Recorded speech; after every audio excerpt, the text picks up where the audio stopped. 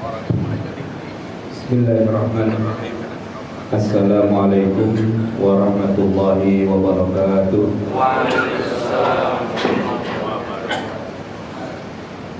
Alhamdulillahirabbil alamin. Wassalatu wassalamu ala nabiyyina Muhammadin wa ala alihi wa sahbihi ajma'in, amma ba'du.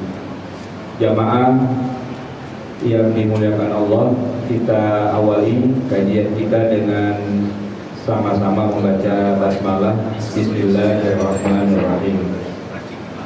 Sesuai dengan yang diumumkan tadi, tema yang akan kita bahas adalah sifatu sholatin Nabi, sifat sholat Nabi. Judul ini di dalam buku yang saya tulis merupakan bagian dari studi kritis terhadap buku yang ditulis oleh Muhammad Nasiruddin Al-Albani. Judul bukunya adalah Sifatu Sholatin Nabi, sifat sholat Nabi. Dan atas buku tersebut banyak hal yang kita setuju dan ada juga yang kita setuju atau tidak setuju, dan juga ada yang sama sekali tidak setuju. Namanya juga studi kritis, artinya semakin suatu buku itu dikritisi oleh banyak pihak, maka buku itu menunjukkan ya keunggulan atau kualitasnya. Dan kita semua tahu, saya yakin banyak yang dari kita yang hadir ini yang sarjana, baik itu S1, mungkin juga malah S2, bahkan juga S3, itu pasti pernah menulis tulisan ilmiah. Dan tulisan ilmiah itu pasti dikritisi. Ada dosen pembimbing dan pasti juga ada dosen penguji. Dan kalau sebuah skripsi atau tesis atau katakanlah disertasi belum diuji, ya berarti yang nulisnya belum sah menerima gelar tersebut. Kalau belum ujian, ya berarti belum dianggap ya lulus.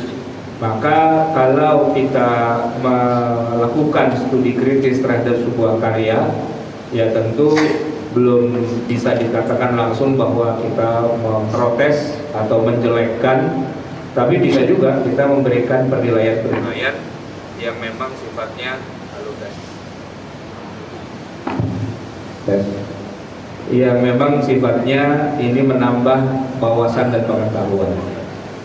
Jamaah yang dimuliakan Allah, kita mulai dari yang pertama, hal-hal yang kita setuju dan kita dukung, yang sudah jadi kesepakatan bahwa seluruh kita umat Islam tidak boleh sholat kalau tidak mencontoh kepada Nabi Muhammad SAW, baik gerakannya ataupun bacaannya. Dan tidak ada satupun ulama yang mengajarkan kalau sholat jangan ikutin Nabi, ikutin saya aja. Itu nggak ada ya.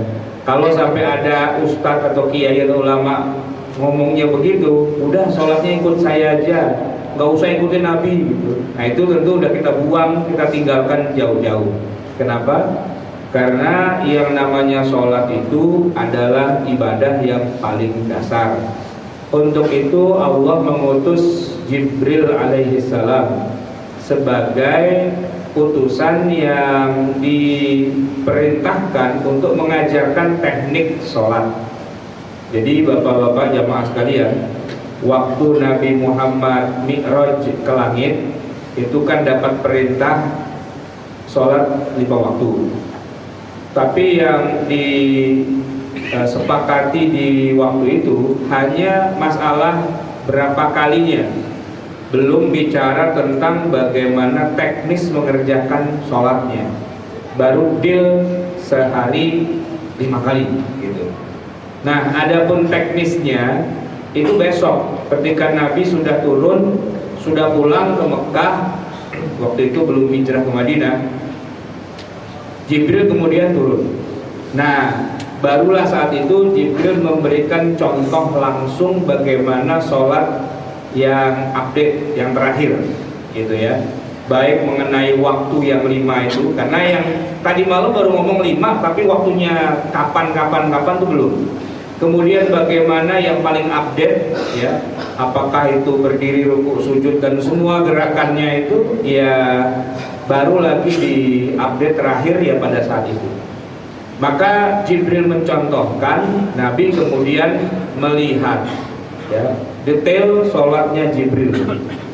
Setelah itu kemudian Nabi melakukan sholat yang sama, mengikuti Jibril itu, ya, dari A sampai Z-nya. Lalu Nabi mengatakan kepada para sahabat, "Shollu kama ra'aitumuni usolli." Salatlah kamu sebagaimana kalian lihat aku sholat.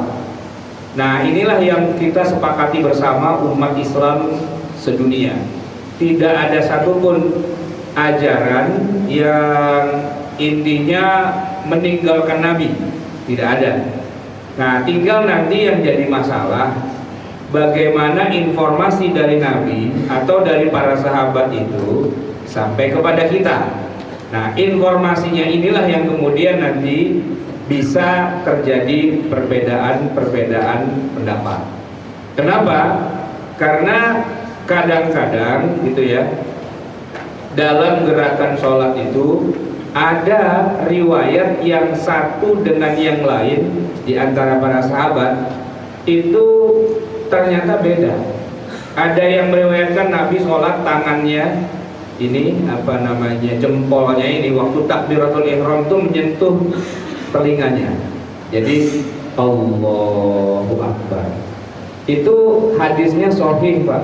Diriwayatkan lewat jalur riwayat yang bersambung sanadnya muttasil, para perawinya thiqah sampai kepada kita. Tapi di lain waktu kita juga menemukan hadis di mana Rasulullah ternyata mengangkat tangannya tidak sampai telinga, hanya sebatas pundaknya, hadwa mankibaihi, dan hadisnya juga sahih juga. Nah, barulah nanti di situ muncul kita punya dua pilihan. Apakah kita memilih salah satunya saja, atau boleh kita memilih dua-duanya dengan cara kadang-kadang pakai ini, kadang-kadang pakai itu. Tapi jamaah sekalian, mau yang manapun yang telinganya kena jempol atau yang di sini, nah itu semua punya rujukan hadis kepada Rasulullah.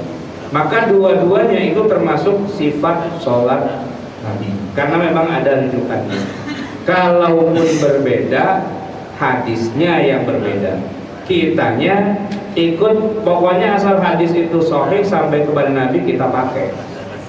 Nah, jamaah yang dimuliakan Allah, ternyata kalau kita buat dari awal sampai akhir, rupanya hadis-hadis yang sama-sama sahihnya itu seringkali bertentangan satu dengan yang lain, ya. Kadang-kadang diriwayatkan Nabi tangannya di dada, tapi kadang-kadang di bawah dada. Bahkan ada juga riwayat yang menyebutkan di bawah pusar, gitu ya. Nah, itu dari hadisnya sendiri sudah berbeda. Ketika membaca basmalah misalnya, Rasulullah di dalam hadis yang sahih diriwayatkan oleh Imam Bukhari dan Muslim, disebutkan oleh sahabat Anas bin Malik bahwa beliau ini maksudnya Anas bin Malik, selalu sholat di belakang Nabi dan tidak pernah mendengar Nabi membaca basmalah. Jadi memulai surat Al-Fatihah itu dari Alhamdulillahirabbil alamin, dan kata Anas, saya belum pernah dengar Nabi baca basmalah. Ketika Rasulullah wafat, Anas bin Malik ini juga bermakmum kepada Abu Bakar, kepada Umar, Utsman dan Ali. Semua 4 sahabat itu juga tidak ada yang memulai sholatnya dengan membaca basmalah. Kata siapa? Kata Anas bin Malik. Tapi hadisnya sahih diriwayatkan Imam Bukhari.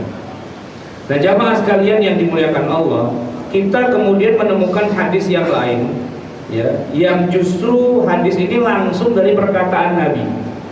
di mana Nabi bersabda, "Idza qara'tumul Fatihata," kalau kalian membaca surat Al-Fatihah, faqra'u fabda'u bismillahirrahmanirrahim. Mulailah dengan bismillahirrahmanirrahim, fa innaha ihda ayatiha. Karena sesungguhnya bismillahirrahmanirrahim itu adalah salah satu dari 7 ayat di dalam surat Al-Fatihah itu. Jadi jamaah sekalian, ini hadis juga sahih, bahkan dikuatkan dengan riwayat yang lain, ada 7 yang sama-sama mensahihkan seperti itu.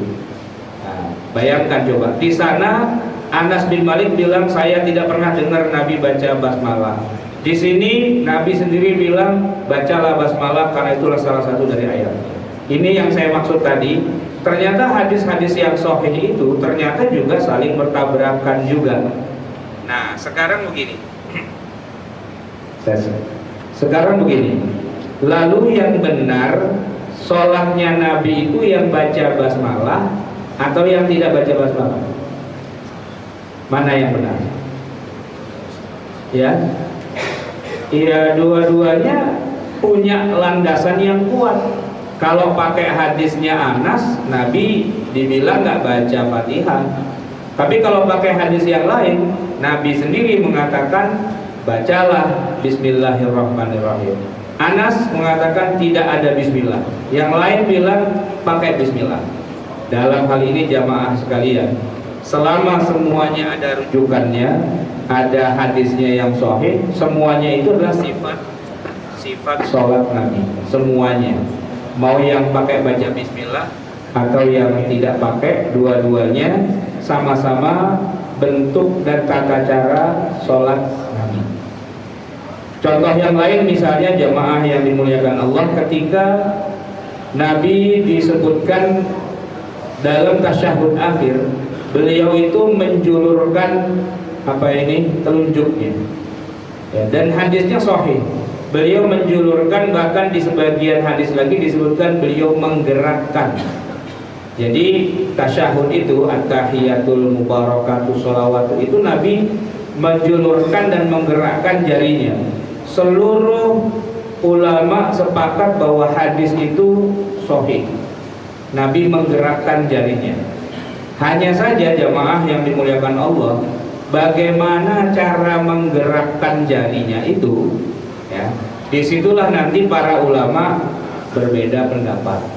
Anggaplah madhab Asy-Syafi'i. Madhab Asy-Syafi'i dengan menggunakan hadis ini mengatakan bahwa menggerakkan jari atau menjulurkan itu memang benar, tapi hanya sekali saja, tidak berkali-kali. Dan waktunya adalah ketika masuk kepada kalimatul isbat, asyhadu an la ilaha illallah. Nah, kata-kata illallah itu isbat. Disitulah kita menunjukkan satu, tidak ditarik lagi, tetap dijulurkan sampai selesai sholat. Ini di dalam mazhab Asy-Syafi'i. Tapi mengajunya pada hadis yang Nabi menjulurkan tangan dan menggerakkan, cuma menggerakkannya sekali aja. Di dalam mazhab Hambali lain lagi, dengan hadis yang sama, yang sumbernya dari Rasulullah juga. Mereka mengatakan gerakannya itu hanya pada saat menyebut lafzul jalalah, yaitu lafaz Allah. At-tahiyatul mubarakatus sholawatut thayyibatul lillah, tarik gitu. Ya, nanti pas asyhadu an la ilaha illallah, tarik. Wa asyhadu anna Muhammadar Rasulullah, tarik. Jadi hanya pada lafaz Allah saja. Mazhab yang lain punya pemahaman yang lain lagi dengan hadis yang sama. Ya, ada yang berpikir bahwa menggerakkan itu dari awal sampai akhir. Gerak terus, Pak. Dari awal. Asyhadu an la ilaha illallah wa asyhadu anna Muhammadar Rasulullah. Dan yang menggerakkan ini ternyata sesama yang kelompok menggerakkan ini di dalamnya juga pecah-pecah juga. Karena ada yang gerakannya atas bawah, tapi juga ada yang gerakannya itu kanan kiri. Kan sama juga menggerakkan juga. Ada atas bawah, ada kanan kiri, bahkan ada yang menggabungkan antara atas bawah dan kanan kiri jadi muter gini. Asyhadu an la ilaha illallah wa asyhadu anna Muhammadar Rasulullah. Muter dia, Pak. Gitu ya. Cuma belum ada yang dibalik asyhadu an la ilaha illallah. Belum ada ya. Nah, sebab kalau yang begini nggak ada satupun yang mengatakan itu. Nah, semua sepakat yang dijulurkan atau yang digerakkan itu adalah telunjuk. Coba kita perhatikan umat Islam seluruh dunia, tidak ada yang menggerakkan itu jari kelingking apa jari manis, itu nggak ada. Mentang-mentang orang Jawa misalnya, orang Jawa itu kan kalau menunjuk sesuatu yang sopan, dia bukan pakai telunjuk.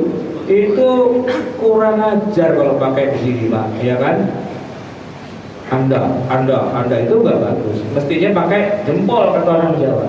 Jadi kalau kita datang ke Jogja misalnya, kita tanya rumah Pak RT, ya, di mana rumah Pak RT, di rumah Pak Lurah, orang setempat akan bilang, oh Meriko, gitu kan? Merikonya itu pakai telunjuk dibalik begini, Pak, nggak begini, nggak Meriko, nggak begini, Meriko, gitulah ya. Nah, jangan kemudian gara-gara kita itu orang Jawa, gitu ya. Terus sholat kita sesuaikan dengan kejawaan kita. Asyhadu an la ilaha illallah wa asyhadu anna Muhammadar Rasulullah, gitu ya. Nah, ini tidak ada hadisnya, Pak. Karena yang ditunjukkan di dalam hadis itu adalah telunjuk, bukan jempol, gitu. Walaupun menurut rasa orang Jawa yang lebih sopan itu adalah. Nah, dalam hal ini sifat sholat Nabi itu sama, yaitu menggerakkan telunjuk. Hanya nanti di dalam menggerakkan telunjuk bisa terjadi perbedaan pendapat. Nah, jamaah yang dimuliakan Allah, kadang-kadang ya ada satu hadis yang oleh satu orang muhaddis dianggap hadis itu sahih. Tapi jangan kaget, Pak, kalau ternyata oleh ahli hadis yang lain hadis itu dianggap belum masuk kategori sahih. Jadi, Pak, sahih tidak sahihnya hadis itu bukan wahyu yang turun dari langit. Nabi sendiri itu tidak pernah bilang. Misalnya beliau bersabda, innamal a'malu binniyat. Nabi itu nggak pernah bilang, catat ya, ini hadis sahih nih. Enggak, Pak. Yang bilang suatu hadis itu sahih atau tidak sahih itu bukan Nabi. Makanya di zaman Nabi, Pak, tidak ada hadis yang tidak sahih. Semua hadis pasti sahih. Ya sahih lah, orang yang ngomong Nabi, yang dengar sahabat, gimana nggak sahih? Nggak mungkin kan Nabi bilang, hadis ini nggak sahih, jangan dipakai ya. Ini urusan sahih tidak sahih ini tidak ada di zaman Nabi, Pak. Adanya nanti setelah 200-300 tahun kemudian, ya, banyak terjadi pemalsuan hadis. Oleh karena itu muncullah para kritikus hadis, para ahli hadis yang dalam hal ini pekerjaannya adalah memastikan apakah hadis ini valid, ya, benar-benar sanadnya sampai kepada Rasulullah atau tidak. Tapi dalam perjalanannya para ahli hadis ini sering juga tidak sepakat. Ada yang bilang sahih, ada yang bilang tidak sahih. Misalnya Imam Bukhari, Pak. Imam Bukhari ini, beliau tuh tidak hidup di zaman Nabi, ya. Nabi udah lewat, udah kemana-mana, udah sekian ratus tahun baru Bukhari lahir, gitu. Nah, kita tahu sekarang ini kalau kita ingin menemukan hadis yang sahih, salah satu yang menjamin kesahihan hadis itu adalah misalnya Imam Bukhari. Maka kita bacalah kitabnya, Sahih Bukhari. Sekarang yang jadi pertanyaan gini, Pak, dari mana Imam Bukhari bisa mendapatkan kepastian bahwa hadis yang dia tulis itu sahih? Dari mana? Apakah dari wahyu? Enggak mungkin. Kalau dari wahyu berarti Bukhari itu adalah nabi, sebab dia terima wahyu. Dari mana dia mendapatkan informasi bahwa hadis itu sahih? Ya tentu dia mengadakan penelitian. Penelitian itu artinya berdasarkan kemampuan si Bukhari dalam menganalisa. Memang menurut jumhur ulama ya, khususnya setelah zaman Ibnu Shalah, dikatakan bahwa kitab hadis yang paling sahih sedunia itu adalah Sahih Bukhari. Kitab tersahih nomor 1 setelah Al-Quran pastinya. Dan kitab tersahih kedua setelah Bukhari adalah Sahih Muslim. Jadi Bukhari dan Muslim itu adalah dua maestro hadis. Tapi meskipun keduanya maestro hadis, ingat bahwa orang yang seperti Bukhari, yang seperti Muslim, kemampuannya dalam meneliti hadis itu gak cuman ya mereka berdua, tidak. Ada ribuan bahkan ratusan ribu orang yang juga punya kemampuan yang sama. Hanya saja Bukhari termasuk yang paling kuat dalam menyeleksi suatu hadis. Sampai-sampai walaupun hadis itu seharusnya sahih, cuma gara-gara perawinya itu dianggap kurang punya muru'ah dalam masalah agama, itu kemudian hadis riwayatnya dicoret semua. Tidak menjalankan muru'ah. Muru'ah itu bahasa kitanya itu etika, sopan santun gitu ya. Bukan berdosa, enggak. Kalau sampai perawi hadis itu dari Bukhari sampai ke Nabi itu mungkin ada 7, 8, 9 orang gitu ya. Ada salah satunya yang dikenal dia pernah melakukan perbuatan maksiat, udah pasti dicoret. Ini Pak, bukan maksiat, cuma kurang pantas gitu. Misalnya jalan kaki nggak pakai sendal gitu. Ini dianggap kurang pantas orang kayak gini. Itu oleh Bukhari, orang itu dicoret, maka semua hadis yang lewat jalur itu udah nggak dipakai. Ya.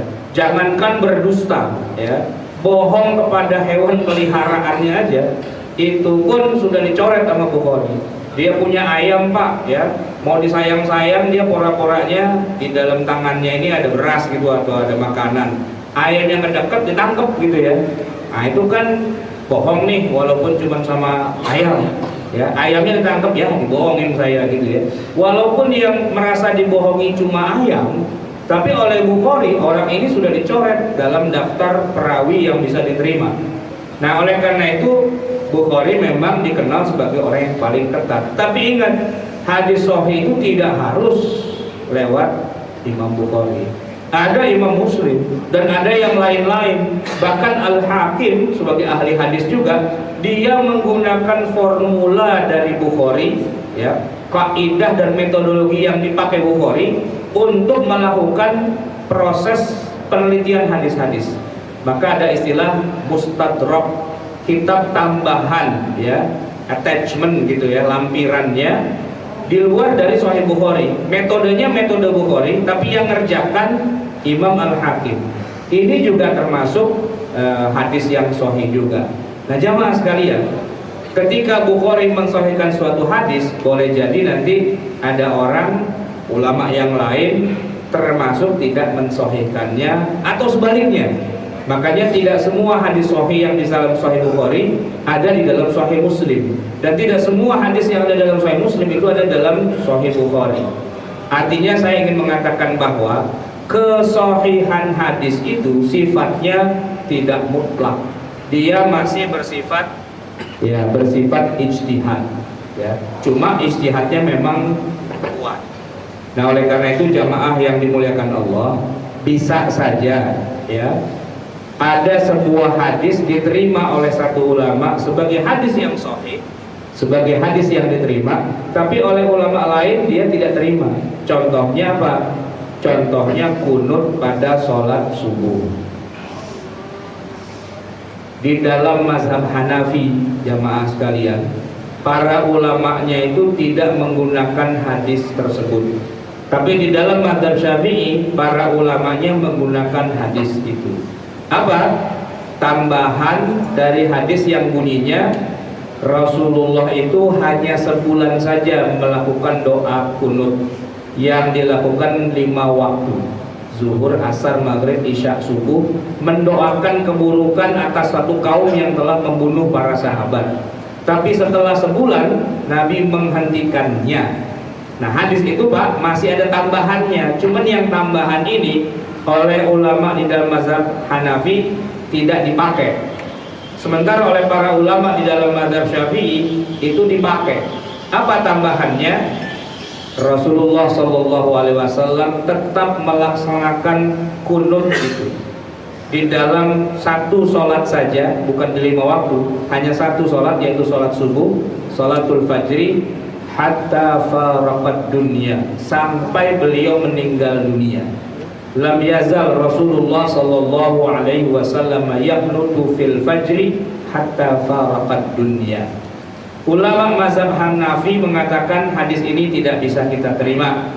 Tapi ulama mazhab Syafi'i semuanya, ya termasuk Imam An-Nawawi, Ibnu Hajar Al-Asqalani, bahkan yang paling kuat membela hadis ini adalah Imam Al-Baihaqi. Beliau adalah seorang ahli hadis yang punya kitab banyak, salah satunya As-Sunan Al-Kubra. Di situ beliau mengatakan hadis ini adalah hadis yang sahih, semua perawinya itu thiqah dan sanadnya muttasil dari Al-Imam Syafi'i sampai kepada Rasulullah Sallallahu Alaihi Wasallam. Jadi jamaah sekalian, kita tidak bisa mengatakan bahwa yang kunut subuh itu tidak ikut Nabi, itu nggak bisa.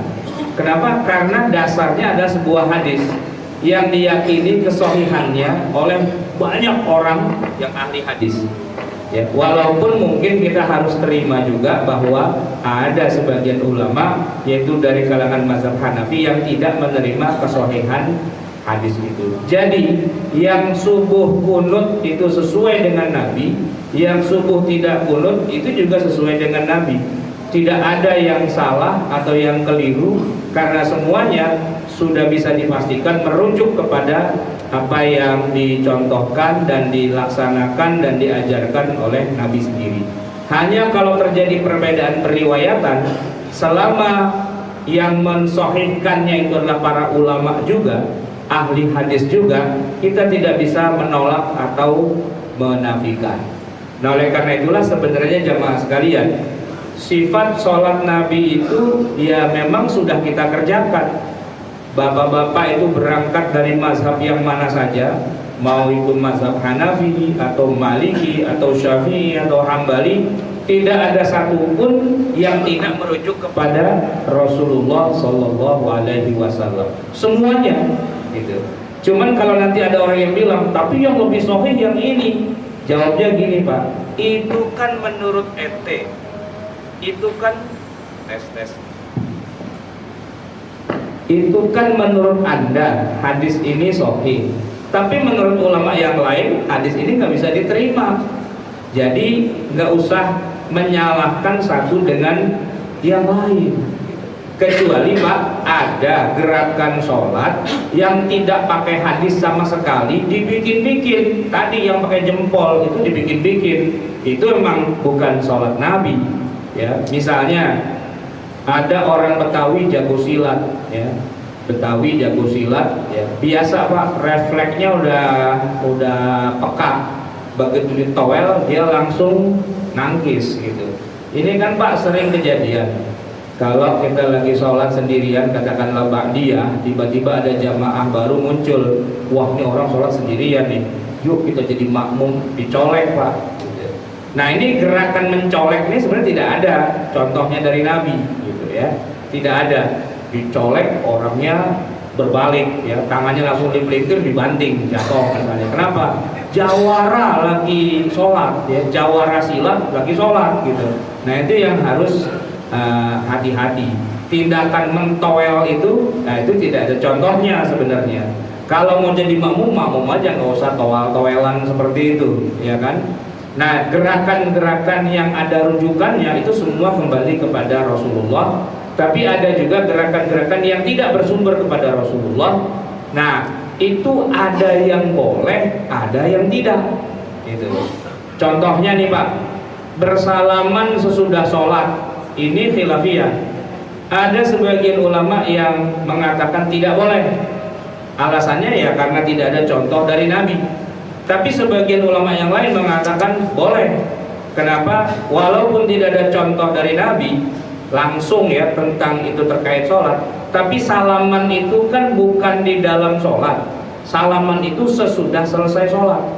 Kalau seandainya salamannya di dalam sholat, misalnya lagi tahiyat, asyhadu an la ilaha illallah, terus ada yang ngajakin salaman terus kita salaman gitu, nah itu baru nggak boleh karena di dalam sholat. Tapi ini kan sholatnya udah selesai. Assalamualaikum warahmatullah, assalamualaikum warahmatullah. Udah selesai kan? Kalau sudah selesai berarti sholat sudah selesai. Habis itu ada yang mau berdiri langsung keluar, boleh. Misalnya dia kebelet, boleh. Karena sholatnya udah sah, udah salam, ya kan? Ada yang langsung berdiri jalan, boleh. Bahkan berdiri langsung muter-muter masjid, boleh. Bahkan langsung push up juga boleh. Assalamualaikum warahmatullahi wabarakatuh. Assalamualaikum warahmatullahi wabarakatuh. Dia langsung push up 10 kali, boleh nggak? Ya boleh. Kenapa? Orang sholatnya udah selesai. Kecuali dia lagi sujud terus push up 10 kali sambil sujud sambil push up. Nah itu nggak boleh. Karena itu sesuatu yang ada di luar di luar dari gerakan sholat yang sesungguhnya. Tapi kita harus menghargai ketika ada yang bilang tidak boleh salaman, karena dianggap nanti kalau selalu habis sholat itu salaman, takutnya nanti orang menganggap salaman itu adalah rukun yang ke-14, ya. Jadi rukun yang ke-13 itu kan yang terakhir tuh. Terakhir adalah salam. Nah 14 salaman gitu ya. Nah itu yang takutnya dianggap sebagai sesuatu yang bagian dari rukun. Tapi kalau tidak ada ketakutan seperti itu dan dipastikan semua yang sholat ngerti, habis sholat salaman ya nggak masalah. Tidak jadi satu hal yang dirugikan. Jadi jamaah yang dimuliakan Allah, sifat sholat Nabi itu sangat luas, seluas hadis-hadisnya. Dan hadis-hadisnya banyak yang bertentangan satu dengan yang lain, sama-sama sahihnya. Atau hadisnya cuma satu, tapi cara menarik kesimpulannya berbeda-beda. Atau bisa jadi memang hadisnya oleh sebagian ulama disahihkan lalu dipakai, tapi oleh sebagian ulama yang lain tidak disahihkan sehingga tidak dipakai. Nah oleh karena itu kemudian sifat sholat Nabi menjadi sangat beraneka ragam. Kalau ada satu orang yang merasa saya lebih suka dengan pendapat yang ini, misalnya gitu ya, itu hak dia, selama memang semua hadisnya bisa dipertanggungjawabkan. Tetapi dia tidak berhak mengatakan kepada saudaranya yang sholatnya berbeda, padahal juga merujuk kepada Nabi, untuk mengatakan bahwa sholat anda itu keliru, salah, bid'ah, dan sebagainya. Begitu juga tidak boleh sebaliknya, saling menyalahkan padahal semua sama-sama sudah punya rujukannya. Baik jamaah yang dimuliakan Allah, itulah yang dapat saya sampaikan. Sebelum saya akhiri, mungkin ada yang ingin ditanyakan dari para jamaah. Saya kembalikan kepada pimpinan acara. Terima kasih Bapak Masyarakat atas penjelasannya. Rekan-rekan sekalian, silakan bagi yang ada pertanyaan tentang sekitar sifat sholat Nabi.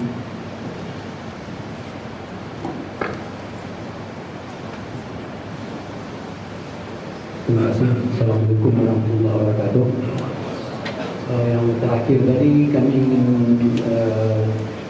tahu dasarnya bahwa dalam orang yang datang terakhir mengikut salat dengan orang yang sudah duluan, itu tidak boleh dengan royal begitu. Bagaimana mengenai niatnya nanti kalau dia tidak ada definisi tahu, jadi niat awal kan dia salat sendiri aja. Padahal innamal a'malu binniyat. Bagaimana itu juga? Terima kasih. Ada lagi barangkali sekalian?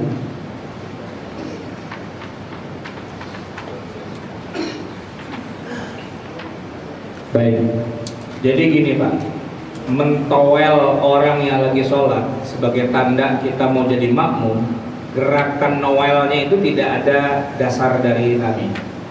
Jadi tidak ada perintah Nabi kalau kamu mau mengangkat orang jadi imam jangan lupa ditowel pundaknya, itu nggak ada gitu. Ya, jangankan hadis yang sahih, yang dhaif aja nggak ada, yang palsu juga nggak ada juga gitu. Nah jadi gerakan towel itu adalah inisiatif aja. Sebenarnya begini Pak, aslinya di dalam hampir semua mazhab fikih kecuali mazhab Syafi'i ya, di semua mazhab selain Syafi'i itu imam dan makmum itu tidak boleh berbeda niat, nggak boleh Pak. Jadi kalau orang yang lagi sholat ba'diyah itu kita towel dan kita niatnya sholat zuhur, itu nggak sah, karena imam niat apa, makmum niat yang lain. Itu namanya mensana in corpore sano.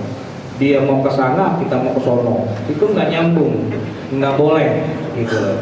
Di dalam seluruh mazhab rata-rata tidak boleh, harus ada kesamaan niat.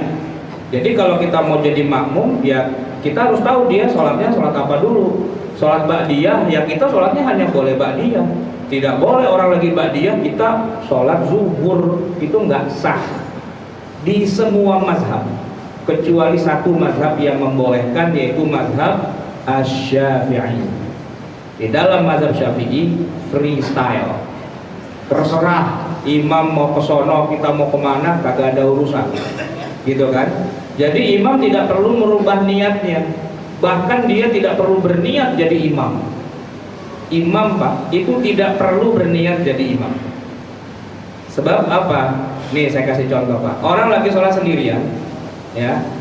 Kemudian dia mulai sholat berdua, berjamaah. Imamnya niat jadi imam, makmumnya niat jadi makmum. Oke. Tiba-tiba makmumnya batal. Sekarang saya tanya, imamnya itu masih jadi imam apa enggak? Makmumnya cuma atu-atunya, batal. Imamnya masih jadi imam enggak Pak? Ya? Enggak kan? Imamnya masih tetap dia enggak jadi imam. Dia sholat sendirian namanya. Begitu kan? Artinya imam tidak harus niatnya jadi imam dan sebagainya. Nah, yang harus punya niat itu makmumnya. Nah, tinggal makmum mau niat mau jadi makmum dari imam itu apa enggak. Kalau imam mah urusan dia. Jadi Pak, kalau saya lagi sholat ba'diyah, ya, ba'da maghrib 2 rakaat gitu ya, terus ada yang towel, kalau pakai mazhab yang lain itu nggak sah. Tapi kalau pakai mazhab Syafi'i sah, gitu ya. Tapi saya tidak perlu menyesuaikan diri dengan makmumnya. Saya orang lagi sholat 2 rakaat kok, sholatnya juga sholat ba'diyah, berarti kan sir. Saya tidak perlu mengeraskan bacaan saya untuk menyesuaikan diri dengan makmum. Makmumlah yang